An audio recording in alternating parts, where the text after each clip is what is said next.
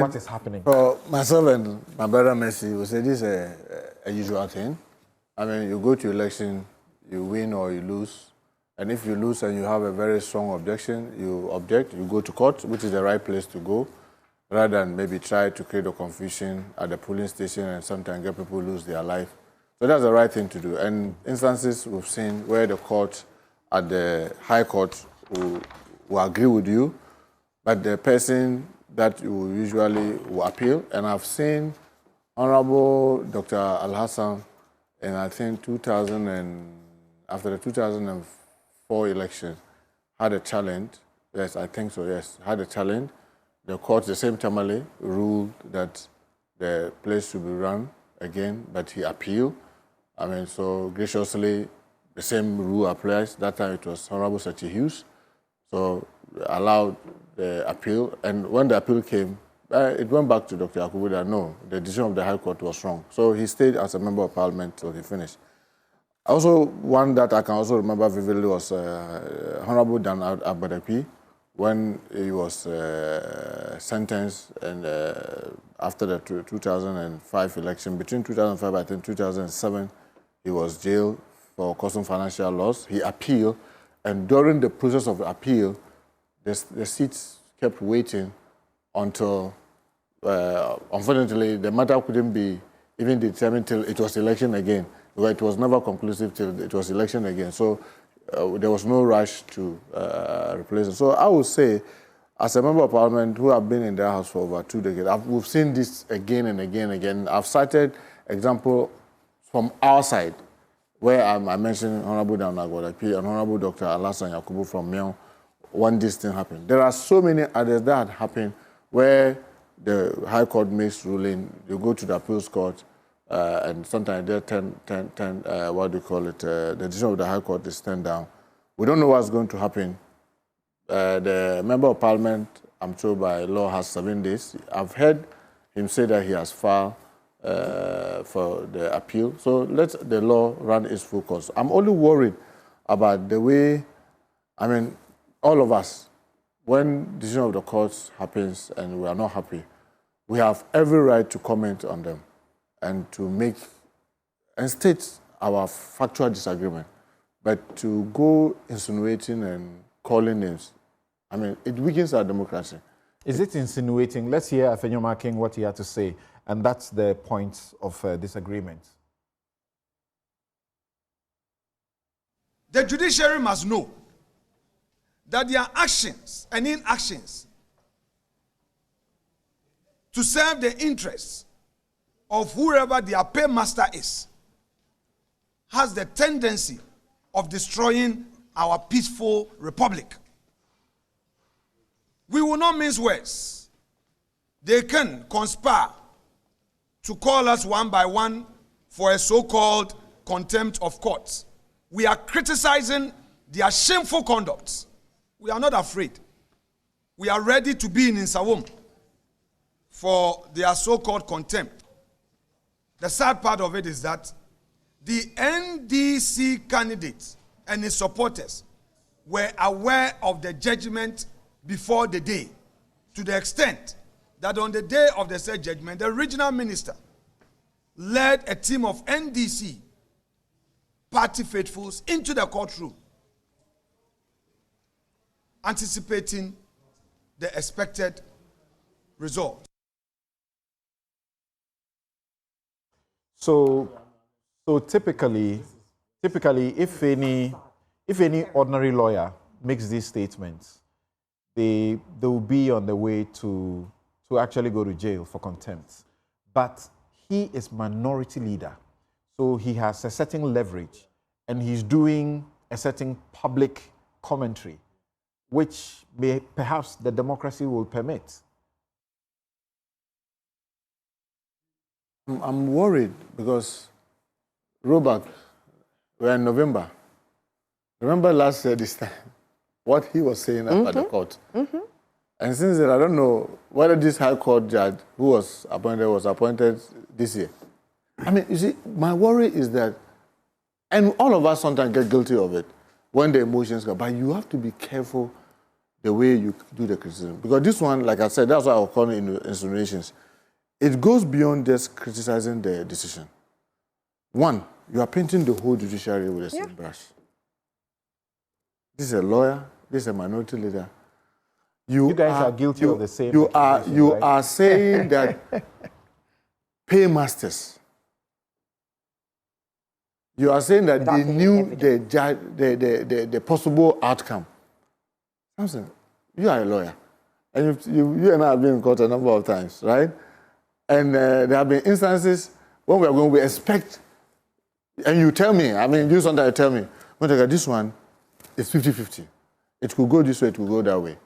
You tell me it's 50-50, it could go this way. And sometimes I tell them, okay, if it goes this way, what should we do? If it's that way, what should we do? That's right. And I prepare for any of the 50-50, isn't it? That's right. So how do you then say that based on that 50-50 that you, my lawyer, told me, and I prepare in a certain response, it means that the judge is paid?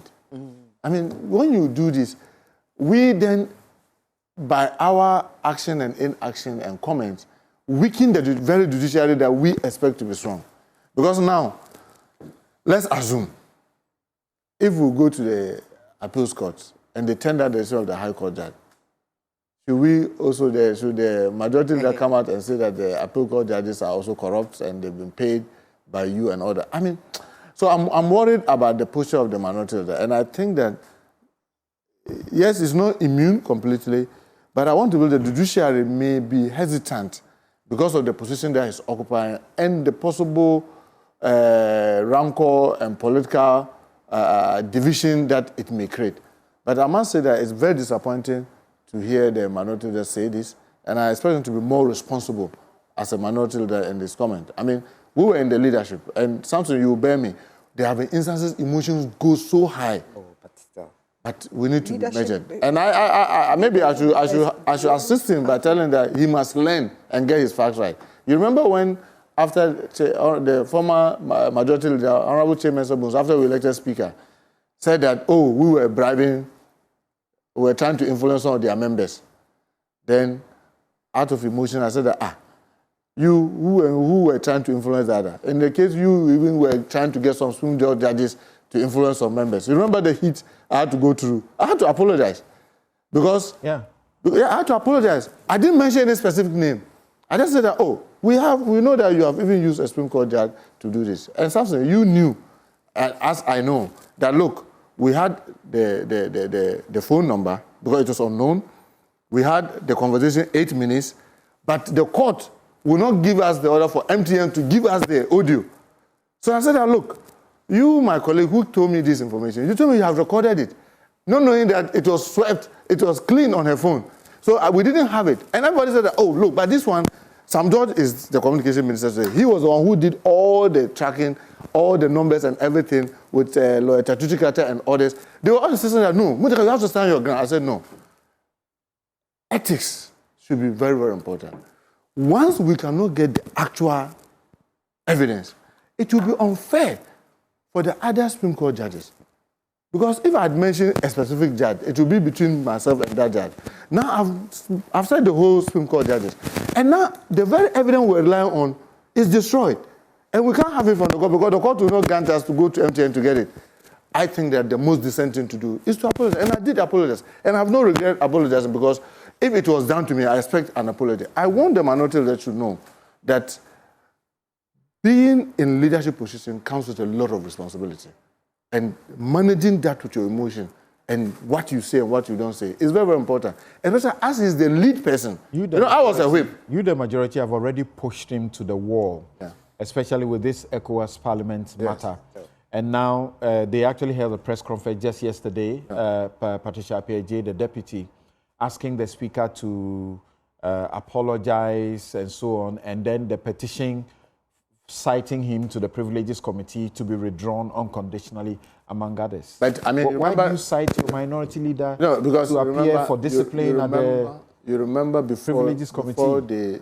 When we were taking that decision in the chamber, try and get the video, I spoke and I gave the history. I'm with all humility, Samson, and with the greater respect to our listeners, I am nobody.